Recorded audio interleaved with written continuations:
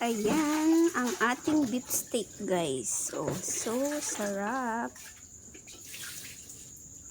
Ayan, guys, magluto tayo ng beef steak ngayon. Ayan, may beef tayo ng konti dyan. Then, ito yung ating toyo or soy sauce. Nakalagay na rin yung ating bawang sibuyas. At ang sibuyas natin ay may white. Yung red yun yung ating panggisa, yung white yan yung toppings natin. Then, yung toyo, lagay natin tong ating kalamansi. Bigay natin. Ayan, guys, bigay na natin yung kalamansi. Hindi ko na siya sasalain, ano. Ayan, mamaya kukunin ko na lang ng kutsara yan. Yung buto niya. So, ganyan lang, guys. Bigayin lang natin yung ating mga kalamansi. So, ayan guys, tapos ko nang pigayin ang ating kalamansi. Ayan, kanya-kanyang technique na lang yan ako ng pagluluto. So, mamaya ko tatanggalin yung kanyang buto after ng marinate kasi minsan yung buto na yan ay nakakadagdag ng kanyang lasa or aroma. Lagyan naman natin siya ngayon ng konting Ajinomoto. Ayan. Tapos konting black pepper guys. Ayan. Ayan, ngayon guys, magdagdag naman tayo ng half tablespoon ng brown sugar. Halu-haluin lang natin yan. Hanggang sa matunaw yung kanyang kanyang brown sugar. Ayan guys. Feeling ko tunaw na yung kanyang brown sugar. So, ilagay naman natin tong ating beef. Marinate natin siya dyan. Yung ano po natin, yung beef natin, siguro ano to, mga 1/4 po ito. 1/4 kilo. So, ayan. I-marinate lang po natin siya ng 15 minutes to 30 minutes bago natin siya lutuin. O, diba guys, kung nakikita nyo yan, umaangat ng pusa yung kanyang buto. So, yung mga umaangat na istanggalin natin. Tanggalin natin yan. Pusa yan, aangat. Tapos yung iba mamaya ko natatanggalin. So ayan guys, after 15 minutes, ayan, pwede na natin siyang iprito. Ayan, painit lang tayo ng kawali. Then, may gagamitin akong oil dito. Pero yung oil ko naman is okay pa to. Pangprito lang naman sandali. Hindi na ipiprito lang natin siya ng konti. Ayan, hindi po natin siya ipiprito ng toasted na toasted. I-golden brown lang natin siya guys bago natin siya igisa. So ayan, ready na. Painitin lang po natin yung kawali.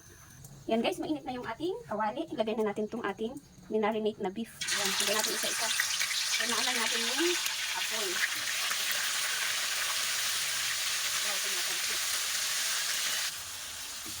Yan. Patuloy lang natin sa sandali. Yan guys, balik ka rin na natin. Ano lang naman yan, konting prito lang bago natin igisa.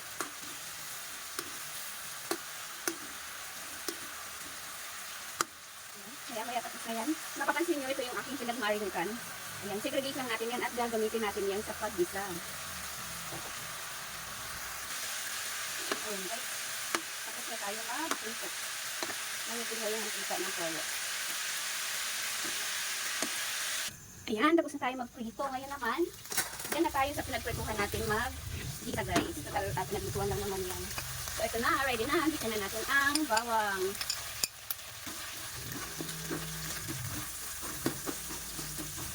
Guys, yung itim-itim na yan ay sa sauce kasi no, pinagmalitan natin yung toyo.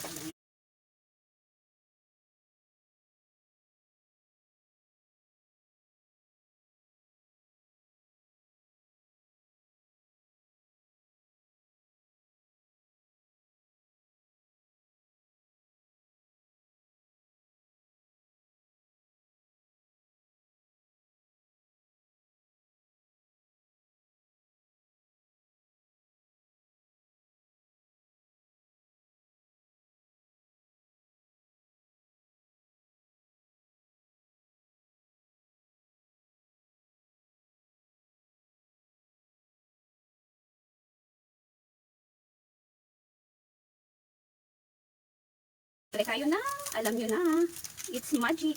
Ayan, ubusin na natin. Ayan, mekos-mekos lang ng konti guys, haluin lang ng konti.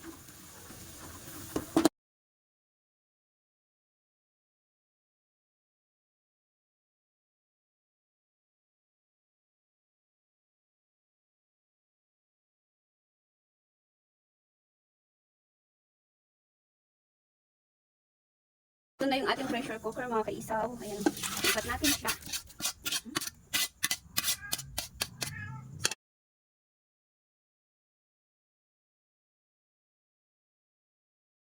Ayan, huwag niyong pansinin yung pusa na yun. Pusang ligaw lang yun. So, ayan. Saka natin siya tatakpan. Saan yung takip niya? Takpan na natin guys. So, ayan guys. Nagsisimula nang tumunog ang ating pressure cooker. Ayan guys. Napalambot na natin itong ating beef steak. Luto na yan. Pwede na. Oras na para ilagay ang ating white onion. Ayan.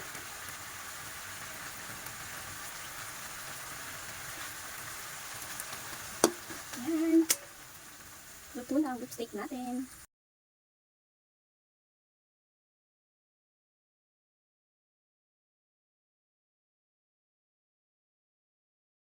Ayan, ang ating beef steak, guys. Oh, so sarap. Ayan, guys, kain na tayo. Ang ating beef steak. Only rice yan.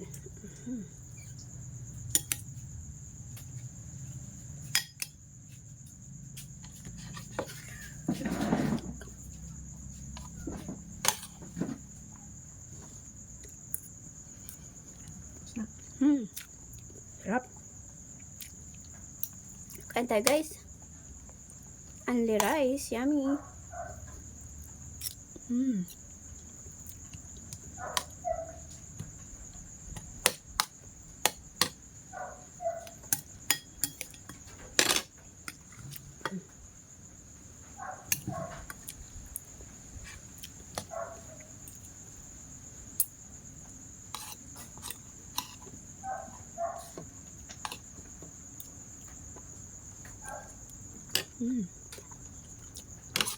Ayan, thank you for watching, guys.